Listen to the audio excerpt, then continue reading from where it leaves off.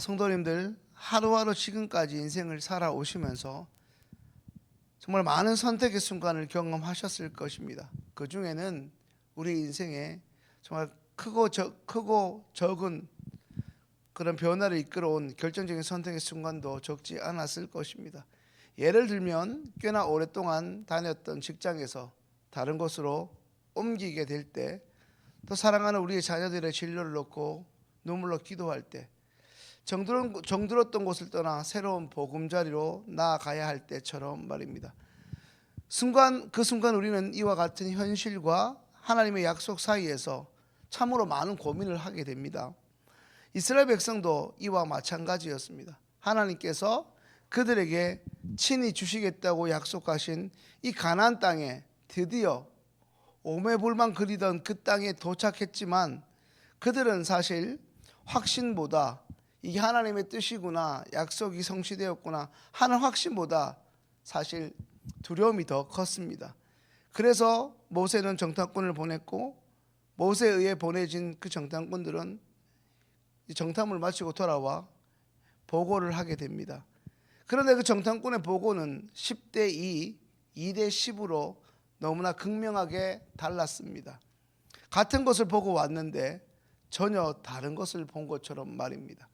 성도님들, 오늘 보면 17절부터 24절까지를 살펴보면 모세는 그 땅이 어떠한지, 그 땅의 백성은 강한지, 그들이 사는 땅은 비옥한지 매우 구체적으로 그 땅을 정탐할 것을 정탐꾼들에게 요청합니다. 그리고 마지막에는 이렇게 이야기합니다. 20절 말씀 함께 읽습니다. 토지가 비옥한지 메마른지 나무가 있는지 없는지를 탐지하라. 담대하라. 또 그 땅의 실과를 가져오라 하니 그때는 포도가 처음 익을 즈음이었더라. 아멘. 그 땅의 실과를 가져오라.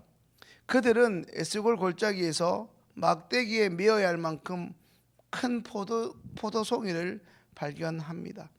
이것은 하나님께서 그들에게 말씀하신 약속이 실제로 얼마나 풍요로운지를 너무나 잘 보여주는 결정적인 증거였습니다. 하지만 이 실과는 모든 사람에게 같은 의미로 다가오지 않았습니다.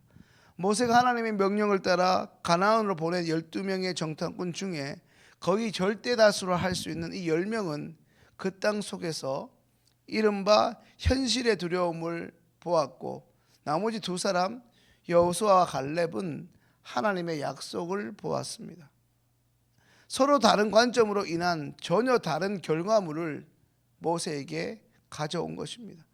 이것은 똑같은 것을 믿음으로 바라볼 것인가, 아니면 두려움으로 바라볼 것인가 라는 해석과 시각의 차이였습니다.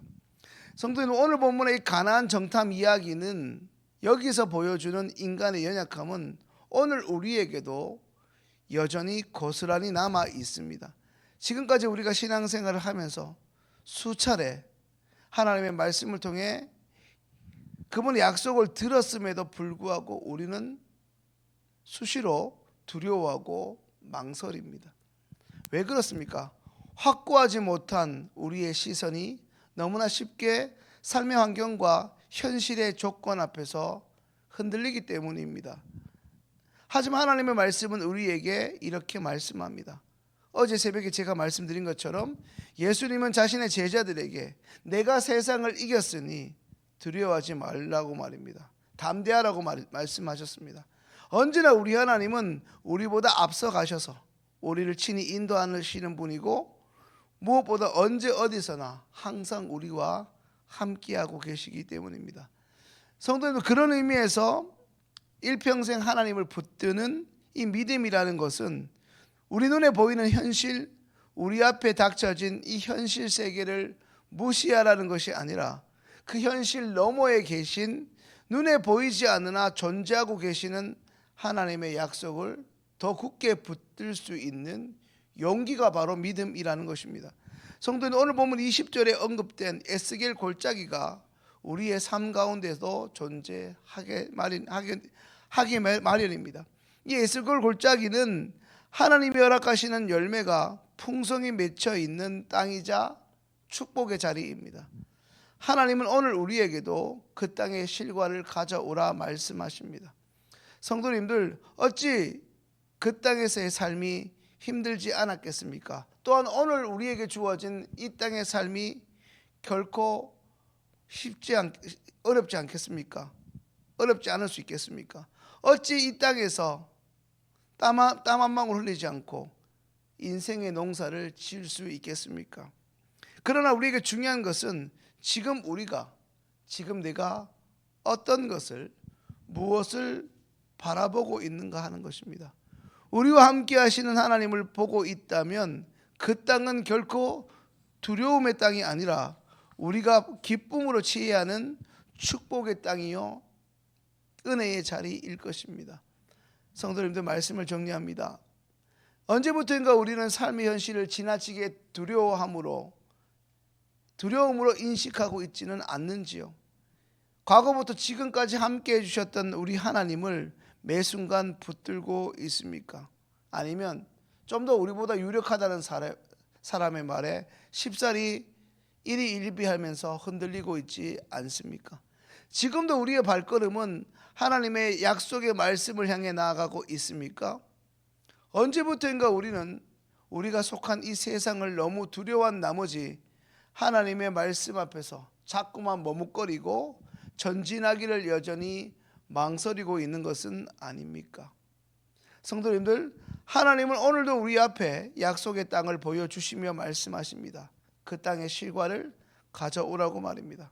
그러나 그 실과를 맛보기 위해서, 그 실과를 우리가 손에서 만지기 위해서는 이전에 이스라엘 백성이 그러했듯이 우리 또한 믿음의 발걸음을 의심 없이 내딛어야 합니다. 성도님들, 그러니 이제 일어나십시오. 아니, 정확하게 말씀드리자면 다시 일어나셔야만 합니다. 세상에 속한 두려움, 세상을 향한 그 무서움이 아닌 살아계신 하나님을 향한 그 믿음으로 우리를 너무나 오랫동안 짓누르고 있던 삶의 녹록지 않은 현실이 아닌 오늘도 우리에게 허락된 살아계신 하나님의 약속의 말씀을 바라보면서 주님이 예비하신 그 축복의 땅을 향해 발걸음을 내딛는 오늘도 그 믿음의 순례자가 다 되실 수 있기를 우리 주님의 이름으로 축원합니다. 이제 주신 말씀을 가지고 함께 기도하겠습니다.